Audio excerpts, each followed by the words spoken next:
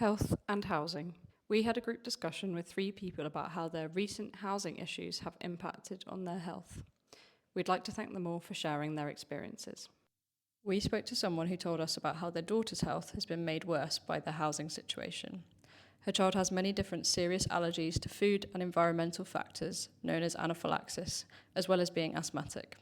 Her child's allergies, breathing, and overall health have been affected by factors such as damp and dust. Her airborne allergies have been triggered by food waste disposed in bin chutes.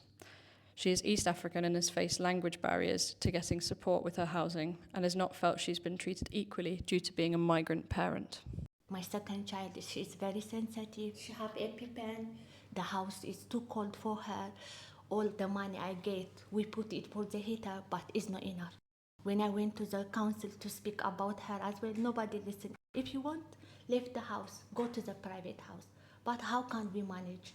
Just my husband only, he work. But me, I lose because of my pregnancy, my job. Since that, I don't have any confidence to work. My child, because of the smell she faint, nobody see it like a big issue. Sometimes, if it is English, your second language, it's very difficult to explain all the pain. And then all I struggle. We try, nobody listen to us. 5 years, I was struggling. All my life is home and the hospital, home and the hospital. When we go to our house, we never been safe in our house. We live with rats. They eat all my sofa. They eat everything. But at the end, I found someone like John. When he called the doctor, the nurse, they came to my house. They came, they checked. When the doctor, they prove it, how they affect her. But after I found someone act on me, I get house. The way I live now is very beautiful, but the way I live in here, the drug user is everywhere. And then when we call to the police, because of our English as well, the police also, they never listen. Even sometimes, the dog is better than the human. When our kids, they born here as well, they deserve to be equal with the others, but they are not like that. That's why I want to see a lot of change. That's why I'm speak up for the others as well. They have to listen to the people problem instead of ignoring. Because when they ignore us, we lose our child life. We also spoke to Patrick, who is an older age adult living in retirement housing. He told us about his experiences of feeling unsafe in his building and struggling to get action to be taken on issues with the building, such as leaks and rats. For an elderly man like me, living in an old age pensioner building, they have taken steps gradually to phase out what we think was actually good. For example, there was one permanent person resident to look at the affairs of the people in the building and to see that people coming into the building are those that are supposed to be in the building. But what is happening now is that even outsiders are able to come in.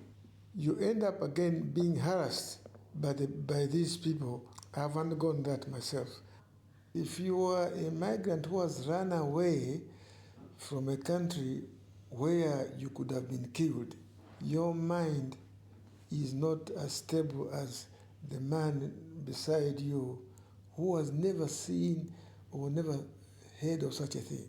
So you need to have a chat with people like that, to see what problems they have so that they can also improve their health when they are here, because some of them have sleepless nights. We need to develop an attitude of assisting people who are here.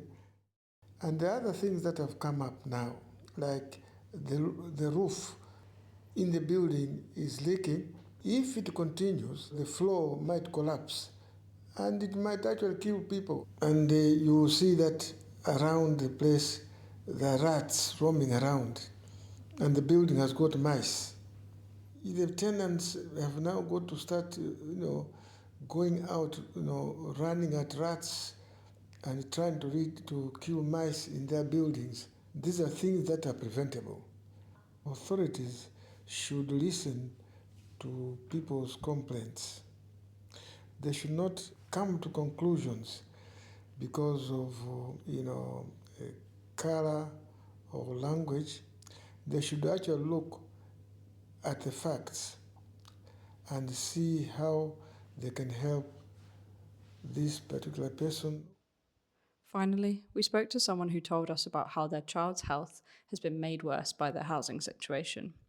Even though she's struggling to get support from the doctor for her child's suspected allergies, the doctor identified that the house wasn't suitable for their health, but they've still been struggling to move. My problem is my house and as well the first one, my son. I have eczema and everything allergic. But the doctor, they told her already that house is not suitable for him. You have to out as soon as possible. But still, she's not living in a suitable house. But the child, they have the house problem because of he have itchy skin. She's suffering, but she living with a damp house. It's not suitable house. She have a lot of they eat everything, her food as well. Yeah, she lived 10 years in that house, but 7 years she been in, but still nobody helped her.